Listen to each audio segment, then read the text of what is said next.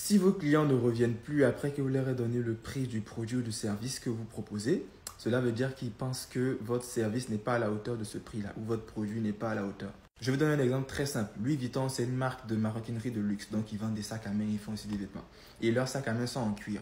Mais on peut trouver, vous vous entendez avec moi, qu'on peut trouver des sacs en cuir chez des artisans qui vont faire même du vrai cuir de meilleure qualité et autres. Mais pourquoi les gens vont payer plus cher chez Louis Vuitton? C'est à cause du marketing de Louis Vuitton et ça renvoie au luxe, ça renvoie aux produits de qualité, ça renvoie au prix qu'ils proposent. Donc, lorsque vos clients vous demandent le prix, ils ne reviennent pas, souvent ça veut dire qu'ils pensent que le prix que vous proposez est trop par rapport au produit en fait que vous avez.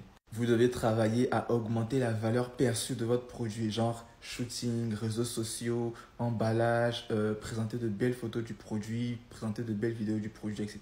Mais il y a aussi une deuxième catégorie, il y en a qui sont un peu trop gourmands. Donc si vous vendez un produit qui a beaucoup de concurrence, c'est-à-dire que votre produit, vous n'êtes pas le seul à l'avoir, ce n'est pas une marque, c'est juste un produit que vous avez acheté, vous avez revendu, essayez de faire une étude de marché, regardez vos concurrents, à combien ils vendent le même produit.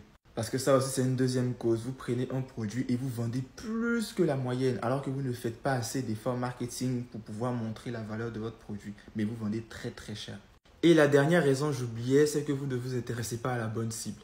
Par exemple, vous vendez des bijoux, ok, des bijoux en or, quelque chose comme ça, et vous allez prendre des influenceurs de 17 ans, 18 ans ou 19 ans pour faire votre publicité. Mais c'est clair que quand ils vont demander le prix, ils ne vont plus revenir.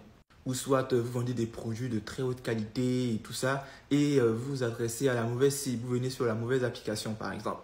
Ben, c'est clair que quand les gens vont demander le prix, le nombre de personnes qui vont passer à l'achat seront très très peu en fait.